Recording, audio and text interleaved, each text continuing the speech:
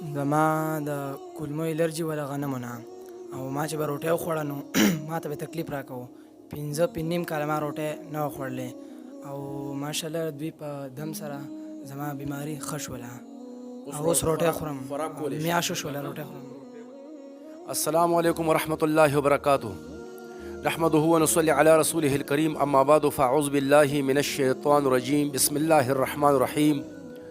وننزل من القرآن ما هو شفاء ورحمة للمؤمنين. صدق الله العظيم. قابل صد احترام ملګرو، موږ بار بار دا خلک فونونه کوي او یقین په الله کوي چې ټلیفونونو باندې تنګ شو.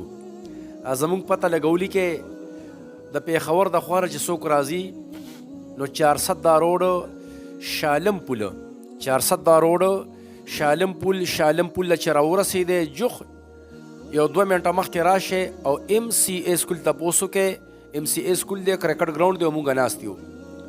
که د سوات نه مردان نه مومندو نه څوک راځي د هغې طرف نه نو د ناګومان تپوسو کې ناګومان چوک له چې رالی په دې پیښور جی ټي روډ باندې دوزو ناکې ده.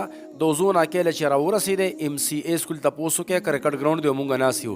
د زنانو د اتوار ورځ سارتونه واخله اخري ټیم 12 بجو پورې، او د نارینو د جمعې په ورځ باندې مونږ یو ورځ به د جمعې په ورځ کار کولو، خو خلک نه کنټرولېږي، نو دا د ملګرو په ویناو سره د خالي ورځ هم شامله شوه.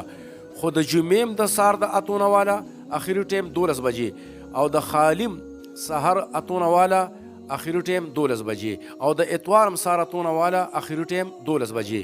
ځکه چې بیا زموږ خپل کارونه هم وي، دا سترمندۍ دي او کارونه هم ډېر وي. الله تعالی ټولو ته صحت ورکړه. دا موږ سره یو مریض دی، طالب العلم و، درګه عثماني خیل، دا یو طالب العلم و. دی و چې ما څونه موده د ده نه تپوس کوو، خوراک نشو کولی، یعنې د غنمو روټۍ به مې نشو خوړی. دا تاسو ته څه تکلیف و؟ زما د کولمو الرجي وه د غنمو نه، او ما چې به روټۍ وخوړه نو ما ته به تکلیف راکوه.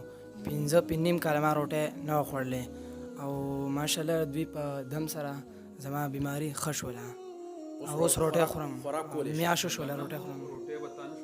نه به مې شو خوړلی، غنمو یو شیز به ما نه شو خوړلی، یو شیز هم ما نه شو خوړلی، او جی یو شیز هم ما نه شو خوړلی، او 5.5 کاله مې نه و خوړلی، او اوس ماشاءالله دوی په دم سره او علاج هم کړی و جی. نه جی هغوی ویل داسې علاج نشته، بس صرف پرهیز دی. نه به خورئ، بلکل 15 کاله هم وریجې خوړلی. هلته راغلي و دوی یو پیره دم سره یو پیرې سره ټوله مسله انشاءالله. اوس ماشاءالله خوراک کولی شي؟ بس اوس خوراک کولی شي. اوس او څه پیغام خلکو ته ورکوو چې داسې مریضان دي؟ بس دوی له د هضیې او دواګانې دې ورته ډېرې کوي، او موږ به هم ورته دوا کوو، او تاسو ټول ملګري ورته دواګانې کوئ انشاءالله. دا خو چونکې طالب العلم دی، کیمرې مخې ته نو راغلی، موږ ورته وایو چې څه پیغام ورکې. نورونو دا پیغام دی چې د چا هم داسې مسلې وي، روحاني مسلې وي، لکه دې غریب طالب العلم دی 15-16 کاله یا 5.5 کاله یا 6 کاله د غنمو روټۍ نه وه خوړلې. تاسو واورېده، تاسو وکته، او الحمدلله یو ځل دم سره د غنمو د روټۍ خوراک یې شروع کړی دی او ټیک شوی دی. الله تعالی چې څونه مؤمنان مسلمانان دي، الله تعالی ټول ته شفای کامله ورکړه. الله تعالی دینی مدارس کامیاب ولره. الله تعالی طلبا علما کامیاب او کامران ولره. بالخصوص اکابرین علماء دیوبند چې څونه وفات شوي دي، الله تعالی ټولو په قبرونو باندې انوارات و باران وکړه.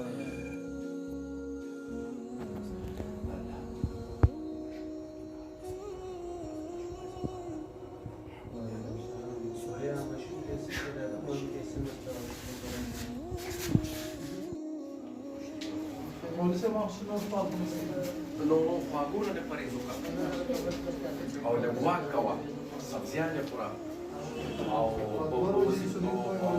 یا حي یا قیوم کې الحمد لله رب العالمين الرحمن الرحيم مالك يوم الدين إياك نعبد وإياك نستعين اهدنا الصراط المستقيم صراط الذين أنعمت عليهم غير المغضوب عليهم ولا الضالين. تاسو د زړه تکلیف تاسو نو نو تاسو په دې څه ټایم دلته تاسو نشئ رسېدلی 12 پورې هم تاسو نشئ رسېدلی بچې څه کار کوي لانا صاحب شیرګړ ناراضي و را دي شي ما وی په لاره کې یو خزانه دي شي راشئ ځي ځئ راشه او زر را دي کوشش کوئ زر دړکه یری چې د دوی مثانه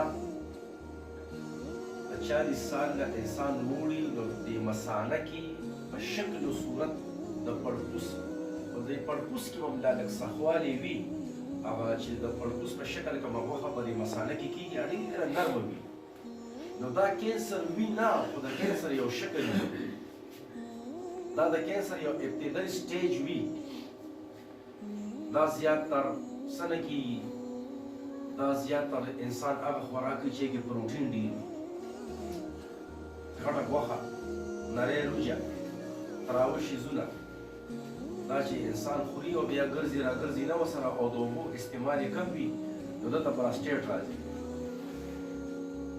او یا داسې کېږي چې انسان په مړه باندې بار بار توروالی کوي په مړه باندې یا سوزاک مرض چاته ولګي یا داسې نورې خبرې چې د هغې ګردو انفیکشن ولګي خوراکونه زیات ګرم کوي نو پراسټیټ راشي پراسټیټ کې بیا متیازې رک رک راځي رک رک کولو نه راځي او وزن هم ورسره کې راوي او ګردو کې انفیکشن ولګي نو متیازې نه پاکېږي